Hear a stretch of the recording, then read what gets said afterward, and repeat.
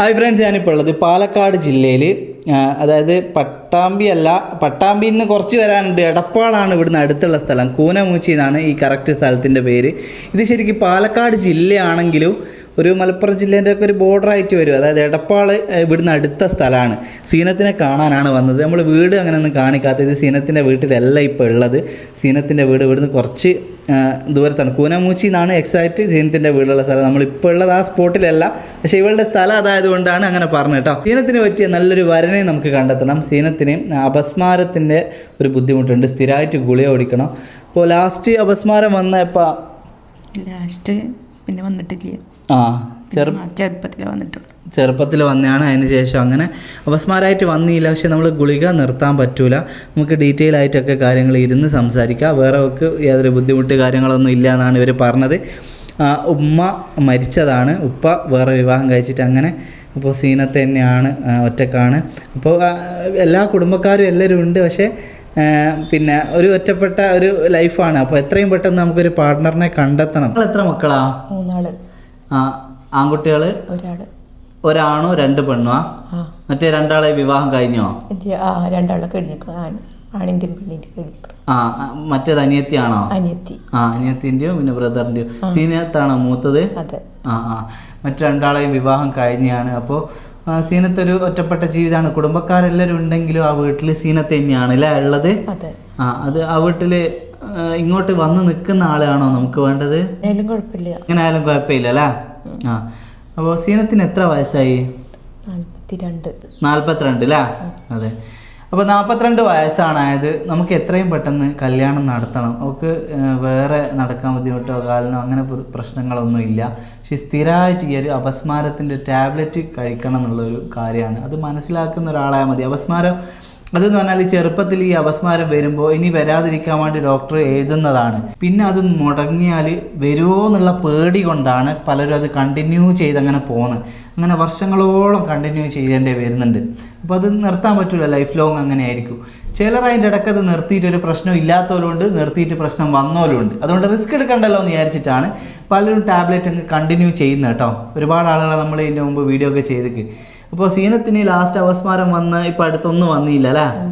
ചെറുപ്പത്തിൽ വന്നെയാണോ? ചെറുപ്പത്തിൽ വന്നതാ. ഉമ്മ മരണപ്പെട്ടിട്ട് എത്രയായി? ഉമ്മ മരണപ്പെട്ടിട്ട് 3 കൊല്ലം കഴിഞ്ഞ്. ഇതിപ്പോൾ 4ാമത്തെ കൊല്ലമാണ് അല്ലേ? അപ്പോൾ സീനത്തിന് ചെറിയൊരു പക്വതക്കുറവിൻ്റെ ഒരു വിഷയം ഉണ്ടായിരുന്നു. അതായത് ഉമ്മ ഉള്ള സമയത്ത് ഉമ്മയായിരുന്നു കൂടെ. മോക്കൊരു ബുദ്ധിമുട്ടുണ്ട്, ഇപ്പോൾ അപസ്മാരത്തിൻ്റെ പ്രശ്നം അങ്ങനെയൊക്കെ ഉണ്ട് എന്ന് പറഞ്ഞിട്ട് ഓളങ്ങനെ കൊഞ്ചിച്ച് അങ്ങനെ ഒരു അസുഖമുള്ളൊരു മോളാണ് എന്നുള്ള രീതിയിലായിരുന്നു ഓളെല്ലായിടത്തും കൊണ്ടുപോയി. ആ രീതിയിൽ തന്നെയായിരുന്നു. ഉമ്മാൻ്റെ മരണശേഷം അവൾ കാര്യങ്ങളൊക്കെ കുറേയൊക്കെ ഒറ്റയ്ക്ക് ചെയ്യാൻ തുടങ്ങി. ഇപ്പോൾ കുക്കിംഗ് ആയാലും ഇവിടുന്ന് ബസ്സിലൊക്കെ ഒറ്റയ്ക്ക് പോകില്ലേ? ബസ്സിൻ്റെ ബോർഡൊക്കെ വായിക്കാനൊക്കെ അറിയില്ലേ? എത്ര വരെയാണ് സീനത്ത് പഠിച്ചേ? 10 വരെയൊക്കെ പഠിച്ചിരുന്നു. 10ാം ക്ലാസ് ജയിച്ചിട്ടുണ്ടോ? ഇല്ല, പിന്നെ പോയിട്ടില്ല. 10 വരെയാണ് പോയത് അല്ലേ? 10ാം ക്ലാസ് വരെ പോയിട്ടുണ്ട്. എഴുതാനും വായിക്കാനൊക്കെ അറിയില്ലേ? 10 ജയിച്ചപ്പോൾ നിർത്തിക്കില്ലേ? 9,000 നിർത്തിയാണ്. എഴുതാനും വായിക്കാനൊക്കെ അറിയില്ലേ? ഫോണൊക്കെ ഉപയോഗിക്കാറുണ്ടോ? വാട്സപ്പ് അതൊക്കെ ഉപയോഗിക്കാൻ അറിയില്ലേ? അത് കൊണ്ടുവരാക്കിയിട്ടില്ല. വാട്സപ്പ് അങ്ങനെ കോളൊക്കെ വന്നാൽ എടുക്കും, വിളിക്കുകയൊക്കെ ചെയ്യും അല്ലേ? അതെ. അപ്പോൾ അതൊക്കെയാണ് സീനത്തിൻ്റെ കാര്യങ്ങൾ. ഓരോ മൈന്യൂട്ടായിട്ടുള്ള കാര്യങ്ങളും പറഞ്ഞിട്ട് അത് മനസ്സിലാക്കുന്ന ഒരാളെ നമുക്ക് വേണ്ടുള്ളൂ. അപ്പോൾ സീനത്തിൻ്റെ സൗന്ദര്യം കണ്ടിട്ടോ അങ്ങനെയൊന്നും വരുന്ന ആളെ നമുക്ക് ആവശ്യമില്ല. അതുകൊണ്ടാണ് കേട്ടോ. അതൊന്നും നിലനിൽക്കില്ല. ഒരുപാട് വർഷം നിലനിൽക്കുന്ന നല്ല ബന്ധങ്ങൾ കണ്ടെത്താൻ വേണ്ടിയിട്ടാണ് നമ്മൾ ഓരോ മക്കളുടെയും കാര്യങ്ങൾ ഡീറ്റെയിൽ ആയിട്ട് നിങ്ങളോട് പറയുന്നത്. അപ്പോൾ സീനത്തിന് ആ ഒരു വിഷയങ്ങളൊക്കെ ആയിരുന്നു. ഇപ്പോൾ ഒറ്റക്കൊരു വീട് മെയിൻറ്റെയിൻ ചെയ്യാൻ പഠിച്ചു അല്ലേ? ഉമ്മാൻ്റെ മരണശേഷം ഒറ്റയ്ക്ക് സാഹചര്യങ്ങളാണ്. നമുക്ക് ഇപ്പോൾ പക്വത കുറവുള്ള ഒരാളാണെങ്കിൽ പോലും ആ സാഹചര്യം വരുമ്പോൾ അത് ചെയ്തേ പറ്റൂ എന്നുള്ള സാഹചര്യമൊക്കെ വരുമ്പോൾ ഒരുപാട് മാറ്റങ്ങൾ വരും. പിന്നെയെന്ന് പറഞ്ഞാൽ ആങ്ങളെൻ്റെ വിവാഹം കഴിഞ്ഞു, അനിയത്തിൻ്റെ വിവാഹം കഴിഞ്ഞു, ഇപ്പോൾ സെപ്പറേറ്റ് ആണ്. അപ്പോൾ അതൊക്കെ കൊണ്ട് തന്നെ ഒരു ഒറ്റപ്പെടലിൻ്റെ ഒരു അവസ്ഥയിൽ നിന്ന് പല രീതിയിലുള്ള ബുദ്ധിമുട്ടുകൾ വരും. അപ്പോൾ കല്യാണ ശേഷമൊക്കെ ചിലപ്പോൾ നല്ലൊരു ഹസ്ബൻഡൊക്കെ വന്ന് നല്ലൊരു സ്നേഹമൊക്കെ കിട്ടുമ്പോൾ ഒരുപാട് മാറ്റങ്ങളൊക്കെ വരും. പക്ഷേ നിങ്ങൾ വരുന്ന ആളുകൾ എല്ലാ കാര്യങ്ങളും മനസ്സിലാക്കിയിരിക്കണം. പിന്നെ നമ്മൾ വീഡിയോയിൽ പറയുന്നതിനും മനസ്സിലാക്കുന്നതിനും ഒരുപാട് പരിമിതികളുണ്ട്. നിങ്ങൾക്ക് ഡീറ്റെയിൽ ആയിട്ട് ഇവരെ വിളിച്ച് കാര്യങ്ങളൊക്കെ അന്വേഷിച്ച് ബോധ്യപ്പെട്ടിട്ട് മാത്രം കല്യാണമായിട്ട് മുമ്പോട്ട് വരിക. പിന്നെ സീനത്തെ ഇവിടെ ഫോണൊക്കെ ഡീൽ ചെയ്യുന്നവരോട് പറയണം നല്ലപോലെ അന്വേഷിക്കാൻ. കല്യാണത്തിന് ശേഷമുള്ള ഒരു കാര്യത്തിനും ഞങ്ങൾക്ക് യാതൊരുവിധ ഉത്തരവാദിത്വം ഉണ്ടാവില്ല. നിങ്ങൾ തന്നെ അന്വേഷിച്ച് ചെയ്യണം കേട്ടോ. പല ആളുകളും പല സ്ഥലത്തുനിന്ന് വിളിക്കും. നല്ലപോലെ അന്വേഷിച്ചിട്ട് മാത്രം ചെയ്യാം കേട്ടോ. ഓക്കെ.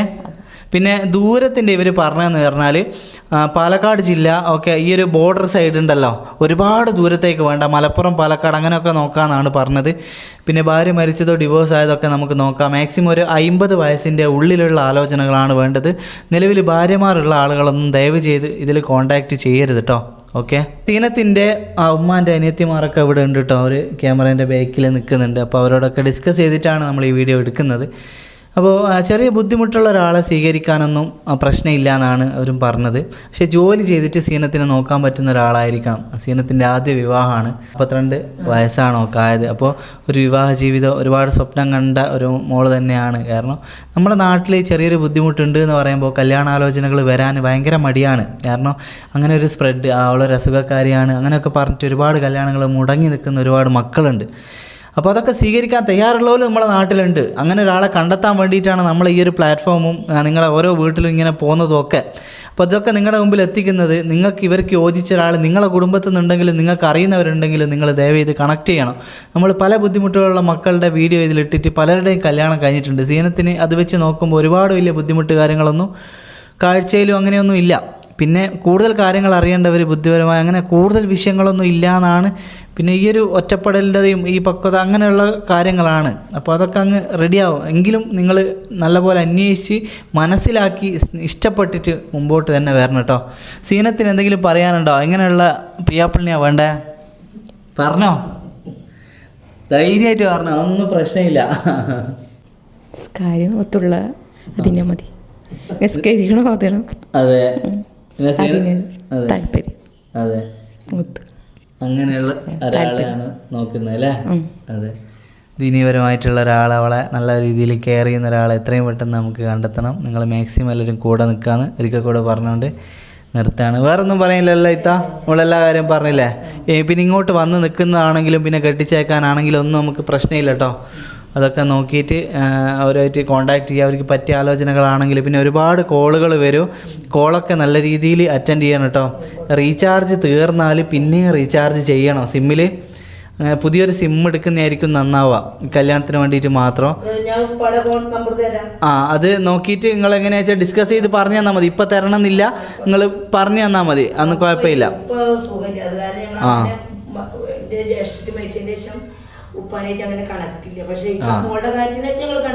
അതെ അതെ, ഇപ്പൊ വിവാഹം കഴിഞ്ഞിട്ട് അതിൽ കുട്ടികളുണ്ടോ?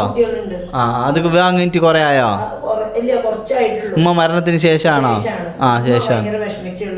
മറ്റ് 2 ജ്യേഷ്ഠത്തിയുടെ ഭർത്താക്കന്മാര് നല്ല ഉഷാറാണ്. പക്ഷെ ഇയാള് കുറച്ച് പ്രശ്നങ്ങൾ. ആ സാഹചര്യത്തിൽ ഇവൾക്ക് അസുഖം കൂടെയുള്ളൂ. അതാണ്. അപ്പൊ മോൾക്ക് നല്ലൊരു കാര്യം ഞങ്ങൾക്കൊന്ന് നടത്തിയതാണ്. തീർച്ചയായും. അപ്പോൾ അത്രയേ ഉള്ളൂ. അപ്പോൾ കൂടുതലായിട്ടൊന്നും ഇല്ല. അപ്പോൾ തീർച്ചയായിട്ടും നിങ്ങൾ മാക്സിമം വീഡിയോ ഷെയർ ചെയ്യുക. ഇതിൽ കൊടുക്കുന്ന നമ്പറിൽ ആരും അനാവശ്യമായിട്ട് വിളിക്കരുത്. എത്രയും പെട്ടെന്നുള്ള കല്യാണം നടക്കട്ടെ. എന്നാ പോട്ടെ. വലൈക്കും അസ്സലാം. നല്ല ഹാപ്പി ആയി നിൽക്കട്ടോ. എത്രയും പെട്ടെന്ന് കല്യാണമൊക്കെ റെഡിയാവും. നിങ്ങളെല്ലാവരും മാക്സിമം ഷെയർ ചെയ്യുക കേട്ടോ. ഓക്കെ, മക്കളുള്ള ആലോചനകൾ നമ്മൾ നോക്കുന്നില്ലല്ലോ അല്ലേ? അല്ലേ? മക്കളുള്ളത് ആലോചന നോക്കുന്നുണ്ടോ?